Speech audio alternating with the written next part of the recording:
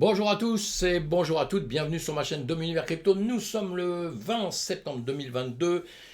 J'ai besoin de regarder la date, j'ai déjà oublié la date d'hier, hein. Vous voyez, moi je suis un homme du futur, hein, je suis un homme d'avenir, hein, alors j'oublie vite quoi, j'oublie vite. Bon, allez, on va voir, on va faire le point en 24 heures comme on fait tous les jours, hein, sur ce qui se passe dans notre écosystème. Et on va déjà regarder le BTC, le BTC 19 238, le TH à 1356 mes amis.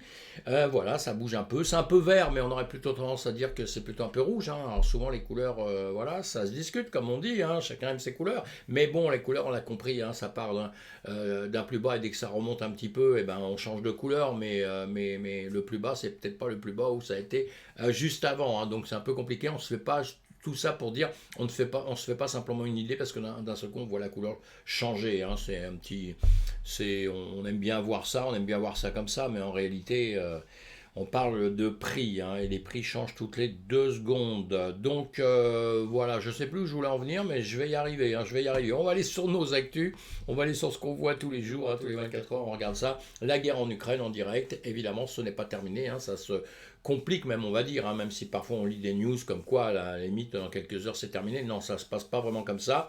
Et malheureusement, hein, il y a d'autres conflits encore à côté, et aussi les conflits avec la Chine, qui s'arrangent pas du tout.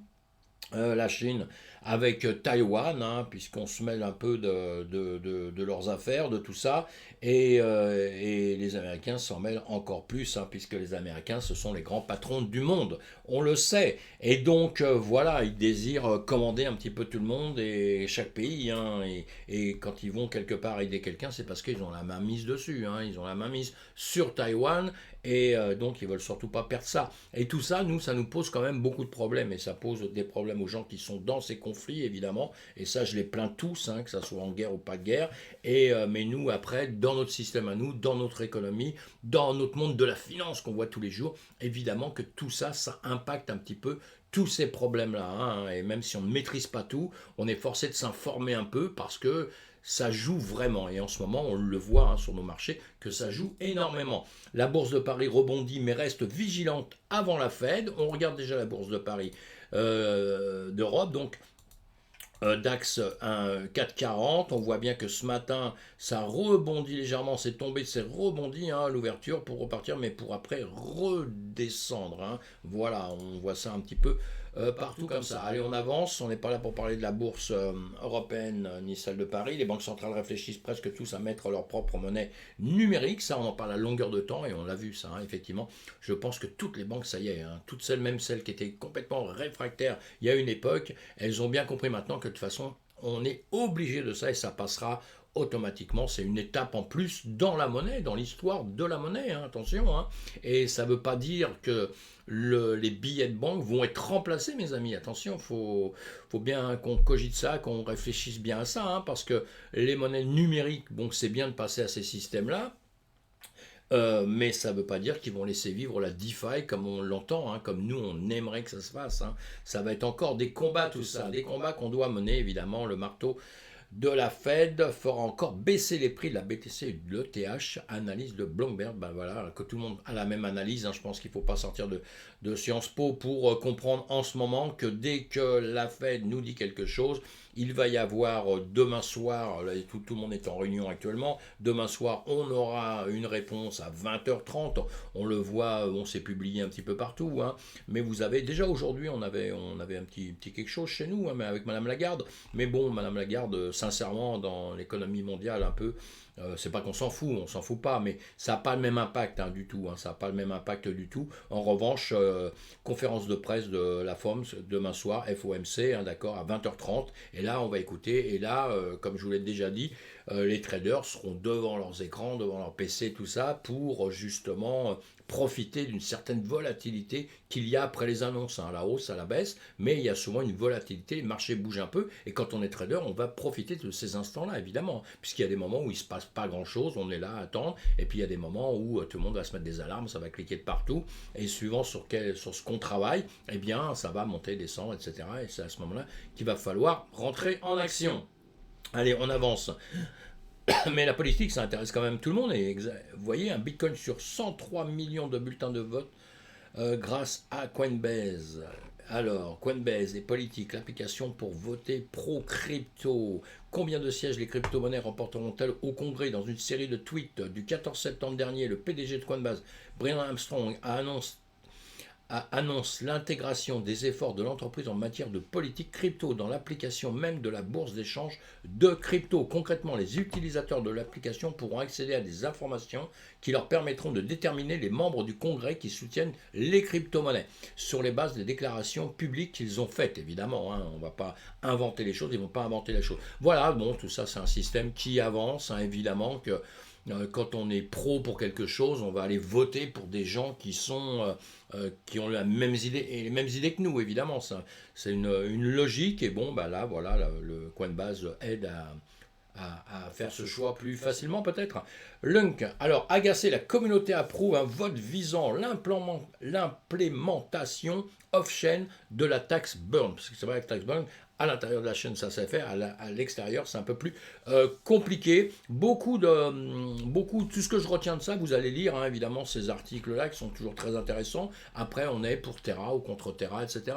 Terra, le problème de Terra, c'est quoi? C'est qu'il y a eu beaucoup de soucis. Des gens ont perdu beaucoup d'argent, donc c'est tout un souci. Mais la communauté travaille, hein. Moi, je ne vais pas être contre, hein, du tout, hein, parce que la communauté travaille, il y a une grosse communauté, et moi, j'adore les projets où il y a des grosses communautés. Parce que les communautés, c'est qui? Ce sont des gens comme vous, comme moi, hein. Ce sont des gens qui croient à quelque chose, qui travaillent énormément dessus, et qui ne rentrent pas simplement comme ça. Ils ont réfléchi sur la situation, ça veut dire qu'il y a beaucoup de gens qui y croient. Et plus il y a de gens qui croient à quelque chose, c'est que la base est quand même plus ou moins bonne, hein, d'accord, hein, ça ne peut pas être entièrement nul, quoi. Donc on réfléchit à ça, et je pense que pour l'instant, l'ennemi du Lunk, c'est ce qui s'est passé avant, évidemment, on ne va pas revenir dessus tout de suite, mais son ennemi, c'est la notoriété, quoi, la notoriété, hein, et donc comme ils ont perdu ça pour l'instant, il faut qu'ils rament un peu pour essayer de remonter. Mais on suit tout ça de près. Et d'ailleurs, ils sont forts, ils ont fait un. Ils ont créé un portefeuille par TerraStation. Vous pouvez le faire avec Ledger, et vous pouvez aussi, voilà, sur TerraStation Wallet, hein, qu'ils ont créé, vous pouvez rentrer dedans et voilà, acheter du Lunk, évidemment, tout ça. Et il y a eu un article qui est marrant, il y a eu un article, enfin pas marrant, mais Investing qui a sorti un article sur le Terra classique. Ce que je trouve d'autre, c'est que ici, le Terra classique, le LUNC, nous sommes d'accord, hein, le Terra classique, USD. Peut-il encore être sauvé? C'est UST, hein, c'est pas USD, hein, mes amis. Hein. D'accord, on ne va pas confondre, hein, l'UST et l'USD, hein, évidemment. Pour les débutants, c'est sûr qu'on peut lire ça comme ça, mais voilà, bon, c'est pas grave, hein, c'est une petite faute. Moi, j'en fais des tonnes des fautes, alors donc je ne veux pas critiquer les autres, mais c'est bon, et je voulais juste dire ça, que ça soit moi qui dise des choses, qui fasse voir des choses, ou n'importe qui, on va toujours un petit peu vérifier, on prend toujours plusieurs avis, parce qu'on peut tous se tromper, faire des petites erreurs sur certaines choses. Bon, ça me sert à dire cela, sinon l'article est bien, hein, puis ils disent dans l'article aussi que, bon, ce que je viens de vous dire juste avant, je pense qu'il va falloir qui fasse des gros efforts pour faire avaler la pilule de l'UST qui a été perdue, justement, de tous ceux qui ont perdu beaucoup d'argent. Il va falloir faire avaler la pilule, même si c'est un fork, même si c'est voilà, même si ça a changé, qu'ils sont plus avec le patron de celui qui était à la base de tout ça, même s'ils ne travaillent plus avec Doc Wand, voilà, il va falloir quand même faire avaler ça. Donc avec le temps, s'ils sont forts, si c'est une communauté qui est forte, si c'est un projet qui est pas trop mauvais, eh bien vous verrez, ça va monter, ça va progresser. Hein. Et en attendant, il va falloir faire attention sur les mouvements de graphique. Hein. On peut en profiter, mais il faut faire très attention. Hein. Ce qui va monter, ce qui va baisser. Voilà. Donc, allez, on avance un peu plus. Yellowcard, plateforme d'échange de crypto-monnaies à la croissance la plus rapide d'Afrique, lève un financement de série A de 15 millions de dollars. Yellowcard, hein, pour l'Afrique, justement. Voilà, allez voir tout ça si ça vous intéresse, évidemment.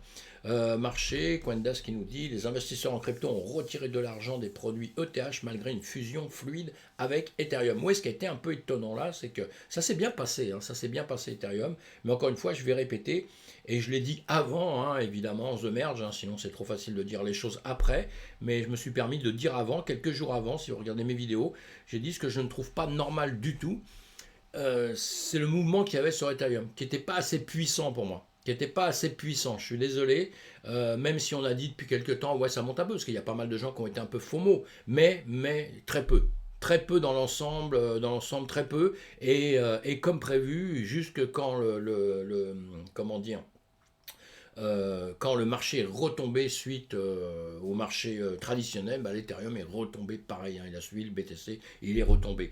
Donc voilà, mais bon, la bonne nouvelle, hein, c'est que tout s'est bien passé, et puis voilà, puis Ethereum, entre nous, c'est une grosse blockchain. Pour l'avenir, hein, ça va pas s'effondrer, attention, hein, je dis ça, mais ça va pas s'effondrer. Maintenant, tout le monde attend un petit peu de voir comment ça va passer, et comme je l'ai dit X fois, il y en a peur, il y a peut-être aussi beaucoup de gens, c'est mon cas un peu, qu'on peur que Ethereum devient un petit peu trop centralisé, et puis que le fait que maintenant les ETH soient stackés, des grosses sommes qui vont stacker à longueur de temps, le combat avec l'État, avec tout ça, ça va être au niveau des taxations justement. Comment, qu'est-ce qu'il va se passer sur tout cet argent qui est stacké, qui est, on va dire, bloqué quelque part pendant X temps, hein, soit pour justement avoir des gains, soit pour développer encore la chaîne et tout ça. Évidemment, ça sert à tout ça, mais les taxations risquent d'être un peu difficiles dans quelques temps, puisque l'État se penche là-dessus depuis très très longtemps pour voir comment on va classer ce genre d'actifs. Donc voilà, comment on va la classer. Donc quand on dit comment on va classer quelque chose, ça veut dire combien on va vous faire payer dessus, etc. Donc là, il peut y avoir dans quelques temps peut-être une manière un petit retour en arrière, une petite peur des investisseurs, et que ces investisseurs-là ne rentreraient pas dedans à fond la caisse. On verra ça, on verra comment ça va se passer.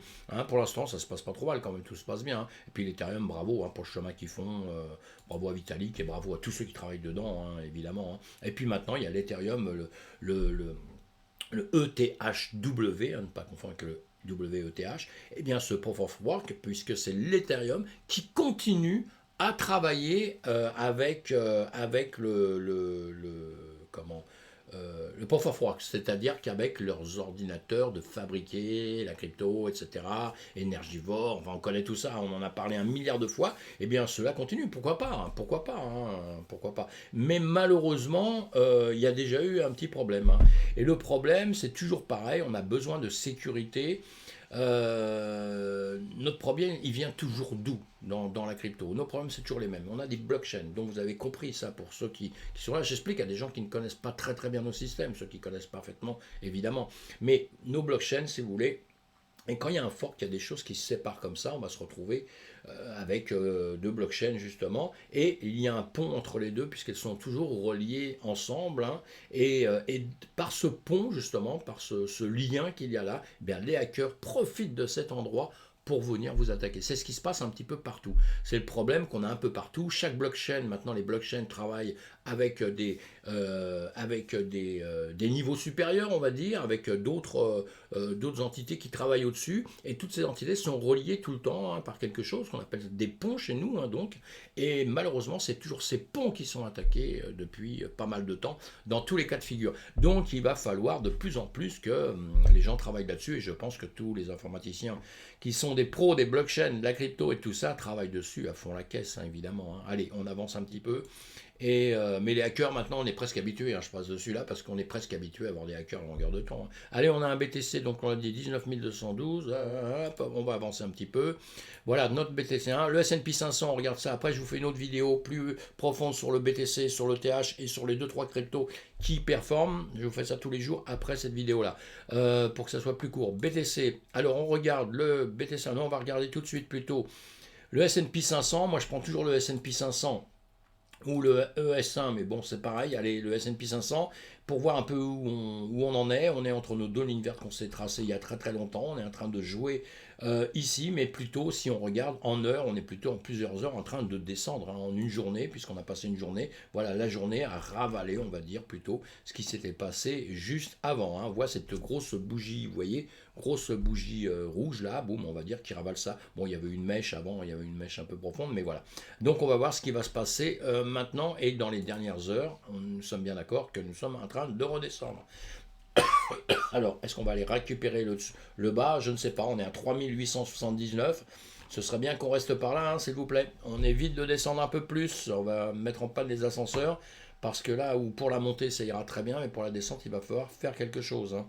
Et donc, on a notre BTC automatiquement qui a suivi un petit peu la musique, hein, qui a suivi un petit peu la musique, on va le mettre en 1 heure. Voilà, en 1 heure, on a X bougies qui descendent gentiment. En une journée, eh bien, on se retrouve à peu près, voilà, avec des bougies qui malheureusement descendent, hein.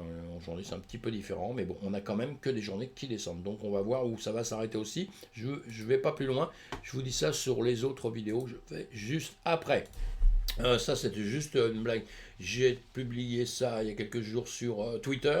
Vous me suivez sur Twitter si vous le désirez, hein. Je l'ai remis il y a 2 secondes, là, hein, parce que justement, ça peut être quand c'est le DXY, hein, le DXY, et puis ça, justement, le jour où ça va descendre un peu ici, bah, ça va être danger pour nous. Si ça remonte, on pourra avoir le sourire. Simplement des petites indications qui sont toutes simples et qui peuvent vous aider le matin quand vous vous réveillez. Voilà, bon, si je l'ai mis en journée, je ne l'ai pas mis en heure, hein, sinon on a quitté un petit peu hier, on avait été un peu plus trouillard qu'aujourd'hui, hein, mais voilà.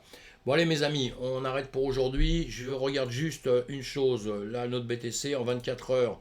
En 24 heures, on a eu quoi? Le Terra classique, hein, 15%, le Terra classique, le Lunk, au-dessus c'était l'USTC, le Lunk 12%, le Chilis toujours dans la course, hein, 11%. Le Lido, voilà, et la PE qui monte. Bon, tout ça, je refais une petite vidéo pour faire voir ça sur les graphiques, mes amis. Voilà, merci d'être là, merci de me suivre. Et puis, n'oubliez pas, le pouce en l'air, ça fait toujours très, très, très, très plaisir, hein, de voir ça quand on ouvre son ordinateur. Et puis, pensez à vous abonner si vous n'êtes pas abonné, hein, c'est important. Pensez à vous abonner, comme ça vous retrouvez mes vidéos à longueur de temps. Et puis, à plus tard, mes amis, passez une bonne, très, très bonne journée. À bientôt.